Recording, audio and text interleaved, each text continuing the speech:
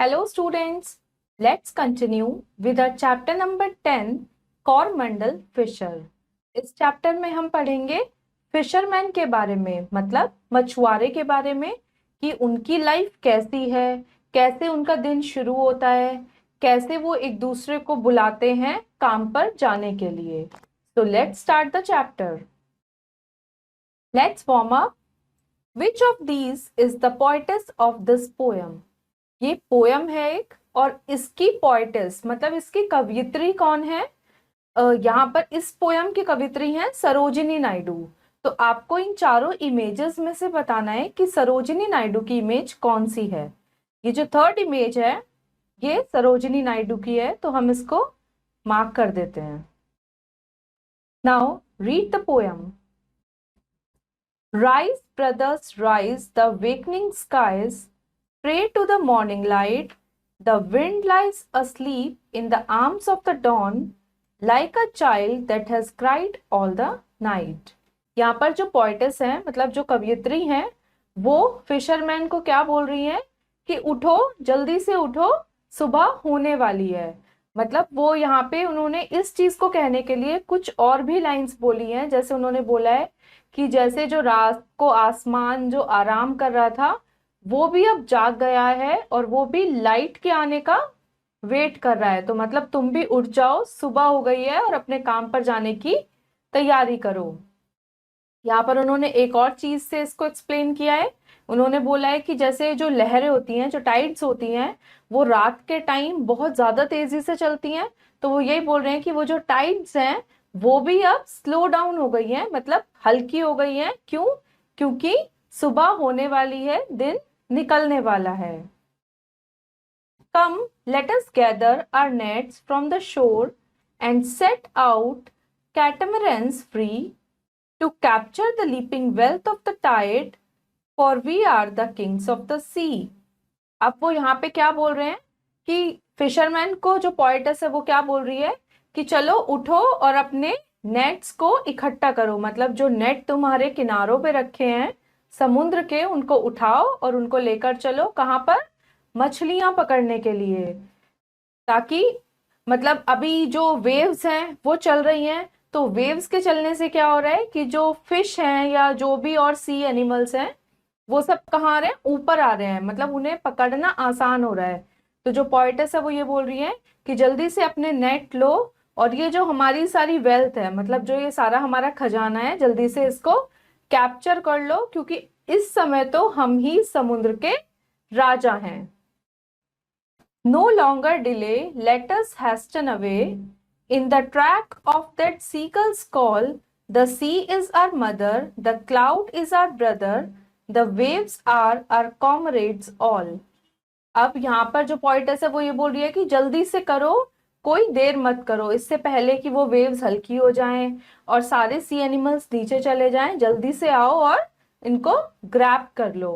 अब यहाँ पर जो पोएटेस है उन्होंने सी को उनकी मदर बताया है। ऐसा क्यों? क्योंकि जो फिशरमैन है वो मतलब उन्हें खाने को कौन देता है? उन्हें खाने को मिलता है, फिश वगैरह खाते हैं वो, तो वो उन्हें कहाँ से मिलते हैं? सी से मिलते हैं। तो इसलिए मतलब वो जो सी है वो उनका पेट भरने का काम करती है, इसलिए यहाँ पर सी को उनकी मदर कहा गया है। The cloud is our brother, और जो क्लाउड्स हैं वो उनका ध्यान रखते हैं, उन्हें गाइड करते हैं, इसलिए यहाँ पर क्लाउड्स को ब्रदर्स से कंपेयर किया है। और जो वेव्स हैं, मतलब जो लहरें चल रही हैं, उनको कॉमरेड्स बोला है। कॉमरेड्स मतलब होता है कंपेनियंस, मतलब साथी। तो जो वेव्स हैं उनको कॉमरेड्स इसलिए बोला है क्योंकि जो फिशरमैन जब पानी में जा रहे हैं या नेट से कुछ निकाल रहे हैं तो वो वेव्स भी उनके साथ साथ चल रही हैं, तो इसलिए उन्हें कंपेनियन बोला है। What though we toss all the fall of the sun, where the hand of the sea god drives, he who hold the storm by the hair will hide in his breast our lives. और यहाँ पर वो बोलते हैं कि मतलब fisherman ये भी बोलते हैं कि अगर हम चले जाएं, जैसे हम अगर मछलियां पकड़ने जा रहे हैं और बाय चांस हमें कुछ हो भी जाता है, तो समुद्र में भी वहां के सी गॉड हैं जो हमारी रक्षा करेंगे और हमें वापस लाएंगे। Sweet is the shade of the coconut glade and scent of the mango grove, and sweet are the scents at the full o' the moon with the sound of the voices we love. अब यहाँ पर ये जो बोला है कि sweet is the shade of the coconut glade, यहाँ पर जो पोएटस है वो ये बोलना चाह रही है कि जैसे कोकोनट ट्री का शेड हो, मतलब उसकी छाया हो, या मैंगो ग्रूव्स हो, मतलब उसकी खुशबू हो, ये सारी जो चीजें हैं ये क्या है, ये अच्छी तो है, खुशी तो देती हैं, पर ये जो खुशी देती है वो कुछ टाइम के लिए देती हैं. But sweeter, O brothers, the kiss of the spray and the dance of the wind forms glee. Row, brothers, row to the blue of the verge, where the low sky meets with the sea. पर जो sweetness मतलब यहाँ पर जो बोला है the किस of the spray, मतलब कि फिशरमैन जब पानी में जाते हैं तो जैसे पानी की छींटे जो उनके मुंह पे आती हैं, या फिर वो पानी में जैसे डाइव करें तो उनके ऊपर जो छींटे आती हैं, वो ये बोल रहे हैं कि मतलब जो कोकोनट ट्री का शेड है या फिर मैंगो ग्रूव्स की खुशबू है वो सब तो टेम्परेरी खुशी देती हैं, पर जब हम पानी में जाते हैं और पानी के सी का पानी हमारे फेस पर आता है उससे जो खुशी मिलती है, या फिर जब टाइड्स बहुत तेजी से चल रही होती हैं उसको देखकर जो खुशी मिलती है, वो खुशी लॉन्ग लास्टिंग है, वो खुशी हमेशा बनी रहती है. तो यहाँ पर जो पोइटस है वो फिशरमैन को यही बोल रही है कि तुम्हें उस समुद्र में अच्छे से डाइव करना चाहिए, अच्छे से जाना चाहिए. तो यहाँ पर इस पोयम में यही बताया गया है कि फिशरमैन की लाइफ क्या है, कैसे वो सुबह उठते हैं, फिर वो क्या करते हैं और कैसे वो अपना फूड वगैरह इकट्ठा करते हैं. Now it's time to assess yourself. Our first exercise is darken the correct option in the OMR sheet. OMR sheet में हम करेक्ट ऑप्शन को मार्क करेंगे. First is whom did the poet call. यहां पर जो पोएट है वो किसको बुला रहे हैं, कंपेनियंस को. A. Second, the dash are comrades all. यहाँ पे कॉमरेड्स मतलब कंपेनियंस किसको बोला गया है, वेव्स को, क्योंकि वो हमारे साथ साथ चलती हैं. A. Third, who is the mother. Mother, यहाँ पे मदर से किसको कंपेयर किया गया था, सी. तो C is the correct answer. Fourth, the poets say wind age. Poets ने यहाँ पे विंड को क्या कहा गया है, किससे रिप्रेजेंट किया है हवा को, child. A. Now second exercise, complete the lines of the poem. Poem अभी आपने पढ़ी है, अब हमें उस पोयम में से ही ये लाइन्स कंप्लीट करनी है. First is the dash pray to the morning light. इसमें क्या आएगा, कौन प्रे करते हैं मॉर्निंग लाइट से, the wakening skies.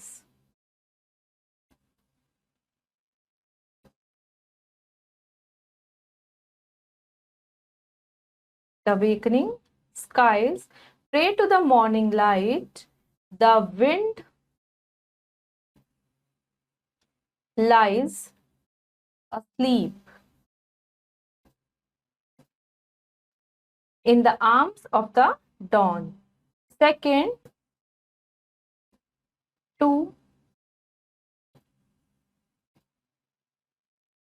capture the, किसको पकड़ना था वहां पे उन्हें, लीपिंग वेल्थ. यहाँ पर जो फिश थी या जो भी सी एनिमल्स थे उसके लिए उन्होंने क्या नाम दिया है, लीपिंग वेल्थ, उसको खजाना कहा है. The leaping wealth of the tide, for we are the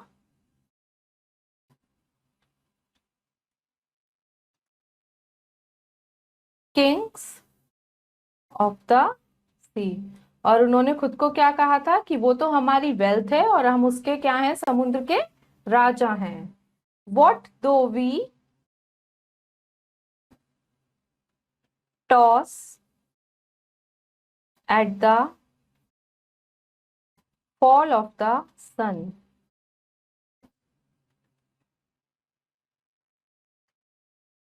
where the hand of the sea god drives.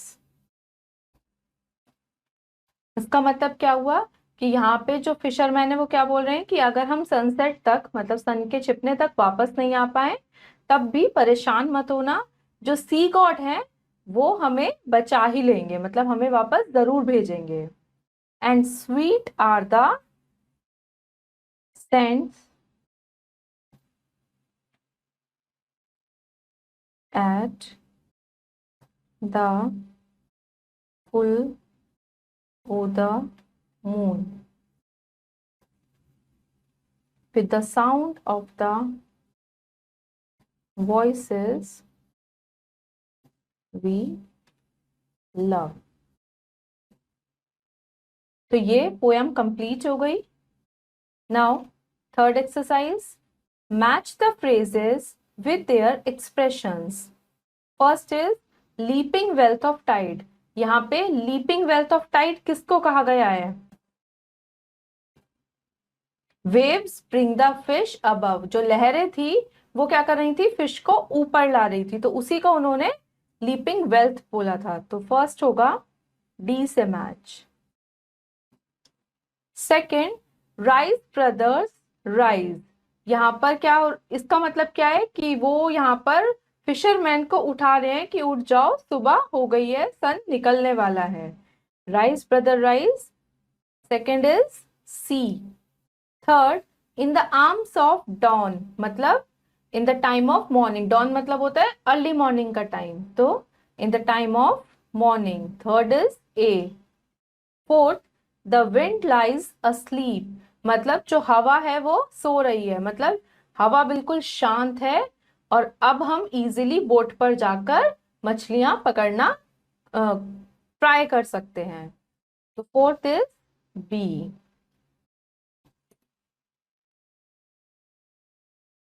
I hope students आपको ये पोयम अच्छी लगी होगी, समझ आई होगी. आप दोबारा से रीड करिए, इसको समझिए और इसको लर्न करिए. अब हम मिलेंगे अपनी अगली वीडियो के साथ. Till then have a nice day.